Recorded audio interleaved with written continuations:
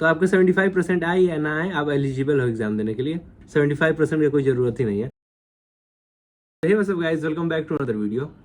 तो आज की इस वाली वीडियो में अपना डे टू डे अपडेट तो दे ही दूंगा, पर साथ में 75% वाला क्राइटेरिया भी क्लियर कर दूंगा। जैसे बहुत लोगों को दिक्कत आ रहा था, कमेंट्स में पूछ रहे थे कि मेरा पीसीएम में 75% नहीं है, लिटरेचर में नहीं है, क्या मैं लिटरेचर का भी एग्जाम वापस दे सकता हूँ। ये बहुत सारा दिक्कत आ रहा था तरह तरह का। या बहुत सारे लोगों को ये भी दिक्कत आ रहा था, जैसे वो स्टेट बोर्ड से, जैसे कोई यूपी बोर्ड से होगा, मैं खुद बिहार बोर्ड से हूँ, तो बहुत लोगों को ये भी दिक्कत था कि क्या स्टेट बोर्ड में 75% आना जरूरी है। तो जब मैं इसके बारे में रिसर्च कर रहा था तो मेरे को बहुत ही खतरनाक चीज पता चला है। उसको मैं वीडियो के एंड में बता ही दूंगा कि जरूरी नहीं तुम्हारा 75% आए, एक मस्त क्राइटेरिया और है। पर सबसे पहले मैं अपना डे टू डे अपडेट दे देता। तो आज भी मैं सबसे पहले फिजिक्स की क्लास से शुरू किया। फिजिक्स में तो लास्ट क्लास में कुछ खास होमवर्क मिला नहीं था, कुछ खास क्या कुछ भी होमवर्क नहीं मिला था, पर लास्ट क्लास काफी लोगों को बहुत हैवी लगा। मेरे को तो ठीक ठाक ही लगा। एक दो चीज में मेरे को थोड़ा सा डाउट है, अगर किसी को पता हो तो कमेंट से जरूर बता दे। मेरे को ये तो समझ आ गया था कि जैसे आर कांस्टेंट है तो dr/dt r ओमेगा होगा, पर ये इसको v कैसे लिख दिए थे? मतलब ऐसे ही बस नोटेशन के लिए लिख दिए थे कि dr/dt को v लिखते हैं। किसी कोई रीजन है कि dr/dt को v क्यों लिखे थे? मैं तो पहले बहुत देर तक सोचा था, पर फिर मैं सोच लिया कि v से डिनोट करते होंगे, इसीलिए लिख दिए हैं। तो इसको कमेंट्स में जरूर बता देना।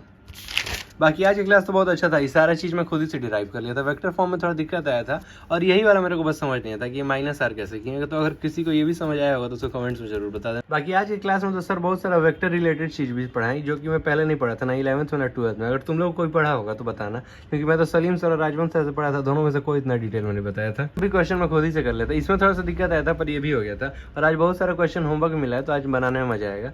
लास्ट में सर जो सेंट्रीफ्यूगल फोर्स शुरू किया ना, इसमें मेरे को हमेशा से डाउट रहता था, पर देखते हैं कल के बारे में और सर बताएंगे तो क्लियर होता है कि नहीं। लाइक मेरे को ना हमेशा से सेंट्रीपिटल और सेंट्रीफ्यूगल फोर्स में अंदर ही नहीं समझ आता था। तुम लोग को समझ आता था तो जरूर बताना। और जैसे भाई मैं सोच रहा था कि अपने वीडियो को और इंगेजिंग कैसे बनाए, लाइक मैं और क्या क्या ऐड कर सकता हूँ। जैसे क्लास का तो डेली रूटीन टाइप थोड़ा बोरिंग ही लगता है मेरे को पर्सनली खुद भी। तो मैं और क्या ऐड कर सकता हूँ? क्या मैं क्वेश्चन प्रैक्टिस भी ऐड कर सकता हूँ? क्या जो क्वेश्चन होमवर्क मिला है उसको भी कर दूंगा अभी तक, और तुम लोग को बता दूंगा कि ये वाला क्वेश्चन ऐसे हो रहा है, ये वाला क्वेश्चन ऐसे हो रहा है। या अगर तुम लोग के पास कोई आइडिया होगा कि मैं अपने वीडियो में ये ऐड कर सकता हूँ ताकि वो और इंगेजिंग बने, तो जरूर दे देना कमेंट्स में। लाइक KT के TH ये सभी हम लोग इस वीडियो में डिस्कस कर सकते हैं अगर तुम लोग बोलोगे तो।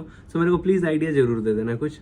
और उसके बाद मैं शुरू किया केमिस्ट्री की क्लास करना। और केमिस्ट्री में तो भाई अभी अमीरी ऑन टॉप चल रहा है एकदम, क्योंकि मेरे पास फैजल सर का ये वाला बुक आ गया। मेरे को नोट्स वोट्स बनाना पड़ता नहीं, डायरेक्ट पढ़ो, डायरेक्ट बुक से देख लो। तो इससे बहुत टाइम बच जा रहा है। भले ही मैं उस टाइम को यूटिलाइज नहीं कर पा रहा हूँ, पर हाँ टाइम तो बच रहा है, कुछ भी बोलो।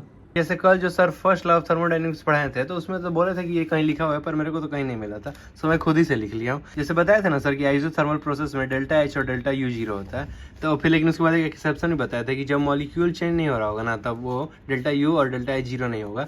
तो वो तो मैं खुद ही से लिख लिया। बाकी और भी कुछ चीज खुद ही से लिख लिया, जैसे heat capacity depend on amount and nature of system. ये यहाँ पे लिखा हुआ था, पर क्या पता मैं पीछे जाऊंगा भूल जाऊंगा। यहाँ पे थोड़ा अलग लैंग्वेज में लिखा था कि larger the sample greater it's heat capacity, तो मैं उसको अपने लैंग्वेज में लिख लिया। यानी कि थोड़ा सा एडिट करोगे ना तो एकदम तुम्हारे बुक ही जैसा हो जाएगा। जैसे यहाँ पे DQ को कुछ लिखा था अमाउंट ऑफ हीट एब्जॉर्ब, तो मैं उसको लिख दिया हीट सप्लाइड। तो ऐसे ऐसे करोगे ना तो कुछ खुद से भी एडजस्टमेंट करके बहुत अच्छा बन जाएगा, और एकदम सेम टू सेम वैसा ही जैसा सर पढ़ा रहे हैं। जैसे देखो मैं तुमको दिखाता हूँ। आज सर यही वाला ग्राफ ना बताएं दोनों, और यही दोनों ग्राफ इसमें भी दिया हुआ है। और आज सर क्या ही मक्खन तरीके से रिवर्सिबल और इरिवर्सिबल प्रोसेस समझा दिया। मेरे को तो पहले बहुत दिक्कत होता था। तो जो ये वाला है ना कि किसका वर्क डन ज्यादा होता है, रिवर्सिबल या इरिवर्सिबल का, एक्सपेंशन या कंट्रैक्शन में, तो ये मेरे को थ्योरी से समझ नहीं आता, पर जब सर ग्राफ बना के समझाया ना तब मेरे को सब समझ आ गया। और ये सब जो फॉर्मूला है ना, ये सब राहुल डोडी सर रटवा दिए थे, मेरे को कभी समझ नहीं आता था। पर इस बार मैं एकदम खुश हूँ कि फैजल सर हम लोग को मिले हैं, कि मेरे को सब चीज़ एकदम क्लियरिटी से समझ आ रहा है, ना कि मैं सिर्फ रट रहा हूँ। और आज तो काफ़ी सारा होमवर्क भी मिला है, तो देखते हैं आज ये होमवर्क कैसा दिया गया है। और ये मेरे साथ तो ये हो रहा है कि मैं डेली आगे का पढ़ते जा रहा हूँ, पीछे का भूलते जा रहा हूँ, पीछे का रिवीजन करने का टाइम नहीं मिल रहा है। अगर तुम लोग के साथ भी सेम हो रहा था, एक रिवीजन सीरीज शुरू किया जाए क्या? लाइक मैं डेली पीछे का 15-15 क्वेश्चन PYQ दे दूंगा। जैसे मैथ्स में तो सर देते ही हैं, पर मैं फिजिक्स और केमिस्ट्री में दे दूंगा, ताकि अगले दिन हम लोग उसको बना के बैठे। अगर कोई क्वेश्चन अच्छा रहेगा तो उसको मैं क्लास में डिस्कस भी कर दूंगा। कोई क्वेश्चन मेरे को समझ नहीं आएगा तो तुम लोग से पूछ भी लूंगा मैं। क्या बोलते हो, आइडिया कैसा है? भाई मैथ्स का तो अभी मैं क्लास लाइव पे आया नहीं हूँ, इसीलिए उसका कुछ खास अपडेट दे नहीं रहा हूँ तुम लोगों को। जिस दिन से लाइव पे आ जाऊँ ना, उस दिन से KT के TH डिस्कस करने लगूंगा इस वीडियो में ही। अब भाई आया आज का मेन टॉपिक कि 75% क्राइटेरिया क्या है। जैसे बहुत लोगों को इसमें बहुत सारा डाउट था, तो सबसे पहले तो डाउट सबको ये था कि अगर PCM में 75% नहीं है तो चलेगा। तो इसका एकदम इजी आंसर है, हाँ भाई चलेगा। तुमको पांचों मिला के 75% लाना। जैसे अगर मैथ्स में कम है, इंग्लिश में ज्यादा है, फिर भी ओवरऑल 75% ला रहा है ना, तो भी चलेगा। और बहुत सारे लोगों को इस चीज में डाउट था कि क्या मैं लिटरेचर का एग्जाम भी फिर से दे सकता हूँ, जैसे हिंदी और इंग्लिश जो है उसका भी री एग्जाम कर सकता हूँ नंबर बढ़वाने के लिए। तो उसका सीधा आंसर है कि हाँ तुम लोग लिटरेचर का भी री एग्जामिनेशन करवा सकते हो। अगर तुम लोग को जैसे 74% है किसी का, या 73% है किसी का, तो सिर्फ हिंदी या इंग्लिश किसी का एग्जाम देके बिना टेंशन के अपना नंबर बढ़वा सकते हैं, और 75% आ जाएगा तो सब दिक्कत ही खत्म। और भाई सबसे ज्यादा तो लोगों को दिक्कत है कि जैसे मैं बिहार बोर्ड से हूँ, मैं खुद बिहार बोर्ड से हूँ, जैसे कोई यूपी बोर्ड से या कोई अदर स्टेट बोर्ड से है, तो क्या उसके लिए भी 75% क्राइटेरिया है। जहाँ पे एनटीए ये नोटिस जारी किया था ना, मैं उसको एकदम डिटेल में पढ़ के आया हूँ, तो उसमें साफ साफ लिखा हुआ है कि 75% होना चाहिए, नहीं तो आप अपने स्टेट बोर्ड के टॉप 20% में होना चाहिए। जैसे 1 लाख बच्चे एग्जाम दिए ना, तो आप टॉप 20,000 में होना चाहिए, तो आपका 75% आए या ना आए, आप एलिजिबल हो एग्जाम देने के लिए। अब बहुत लोगों को समझ नहीं आया कि टॉप 20% क्या होता है। मेरे को खुद ही समझ नहीं आता, इतना तो समझ आ गया था कि टॉप 20,000 बच्चे, पर मेरे को कैसे पता चला गया कि मैं टॉप 20,000 में हूँ कि नहीं हूँ।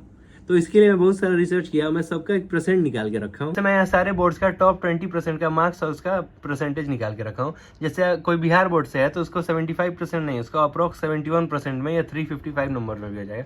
सीबीएसई में तो टॉप 20,000 आने के लिए 83% लाना पड़ता है, तो उससे कम तो क्राइटेरिया है। पर सबसे अच्छा भाई यूपी बोर्ड में तुम्हारा 69% पे भी हो जाएगा, या अगर कोई राजस्थान बोर्ड से है तो उसका 74% पे भी हो जाएगा, 75 नहीं लगेगा।